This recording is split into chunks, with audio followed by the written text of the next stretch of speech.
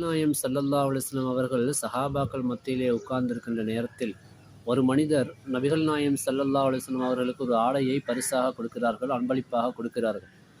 அதை அவர்கள் எடுத்து அணிந்து பார்க்கிறார்கள். அந்த நேரத்தில் அங்கிருந்த ஒரு சஹாபாக்கள் இருந்த ஒரு சஹாபி, யார் ரசூலல்லாஹ், அதை எனக்கு தாங்களேன்னு கேட்குறாங்க. நபிகள் நாயம் ஸல்லல்லாஹு அலைஹி வஸல்லம் அவர்கிட்ட ஒரு வழக்கம், யாரு கேட்டாலும் இல்லை என்று சொல்லாமல் கொடுத்துடுவாங்க. உடனே கொடுத்துட்டாங்க. ஆனால் சஹாபாக்களுக்கெல்லாம் இது கொஞ்சம் ஒரு மாதிரி நெருடலாக இருந்தது. என்ன இது போட்ட உடனே கேட்டுட்டாங்களே, கொஞ்ச நாள் போனதுக்கப்புறம் கேட்கலாமே அப்படின்னு சொல்லி ஒரு நெருடலாக இருந்தது. அப்போ அங்கிருந்து நபிகள் நாயம் ஸல்லல்லாஹு அலைஹி வஸல்லம் அவங்க போனதுக்கு பின்னால் அந்த சஹாபியை பிடிச்சி கேட்டாங்க, என்ன நீங்கள் உடனே கேட்டுட்டீங்க?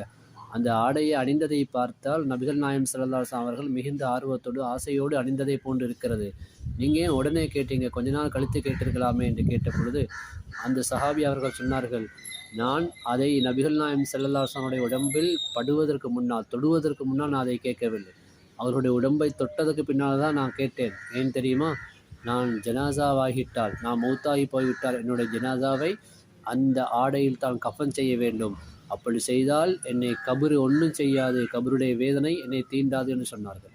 எனவே நபிகள் நாயம் ஸல்லல்லாஹு அலைஹி வஸல்லம் உடம்போடு தொடர்புபட்ட எந்த ஒரு பொருளாக இருந்தாலும் அதில் பரக்கத்து இருக்கிறது, பாதுகாப்பும் இருக்கிறது. அது மட்டுமல்ல, நபிகள் நாயம் ஸல்லல்லாஹு அலைஹி வஸல்லம் ஆடையை போன்றுதான் அதே போன்று மற்ற நபிமார்களுடைய ஆடைகளாக இருந்தாலும், அல்லாஹுடைய இறைநேச சிலரான ஓலியாக்களோட தொடர்புபட்ட பொருள்களாக இருந்தாலும் அத்தனையிலுமே பரக்கத்து இருக்கிறது, அதிலே நோய் நிவாரணங்களும் இருக்கிறது என்பதை நாம் புரிந்து கொள்ள வேண்டும். அதற்கு ஏராளமான சான்றுகள் இருக்கிறது. ஏற்கனவே ஒரு வீடியோவில் நாம் சொல்லியிருந்தோம், யூசுப் நபி அலைஹிஸ்ஸலாமுடைய தந்தைக்கு யாக்கூப் நபி அலைஹிஸ்ஸலாம் அவர்கள் கண் பார்வை இல்லாமல் இருந்தார்கள், மகனை காணோம் என்று சொல்லி. அப்போ யூசுப் நபி அலைஹிஸ்ஸலாம் அவர்கள் தன்னுடைய சட்டையை தன்னுடைய தந்தையுடைய முகத்திலே போட சொல்லி சகோதரர்கிட்ட கொடுத்து அனுப்பினாங்க. அவங்க கொண்டு வந்து போய் போட்டாங்க யாக்கூப் நபி அலைஹிஸ்ஸலாமுடைய முகத்தில். அல்லாஹ் குர்ஆன் என்ன சொன்னான்? ஃபர்தத்த பசீரா, அவர்களுடைய அந்த பார்வையை திரும்ப கொடுத்து விட்டான் அல்லாஹ் சுப்ஹானஹு வ தஆலா. அப்போ எவ்வளோ பெரிய பரக்கத்துள்ள ஒரு பொருளாக அந்த நபிமாருடைய பொருள்கள் இன்று வரைக்கும் பாதுகாக்கப்பட்டு கொண்டு வருகிறது. அதை அழிப்பதற்காக, அதை பற்றி செய்திகளை மறைப்பதற்காக எத்தனையோ கூட்டங்கள் உருவாகி கொண்டிருக்கிறது. அஹ்லுஸ் சுன்னத் வல் ஜமாத்திலே உண்மையான கொள்கையிலே நேசத்தோடு நேர்மையாக இருந்தோம்னு சொன்னால் இது போன்ற நிறைய விஷயங்களை நாம் கற்றுக்கொள்ளலாம்.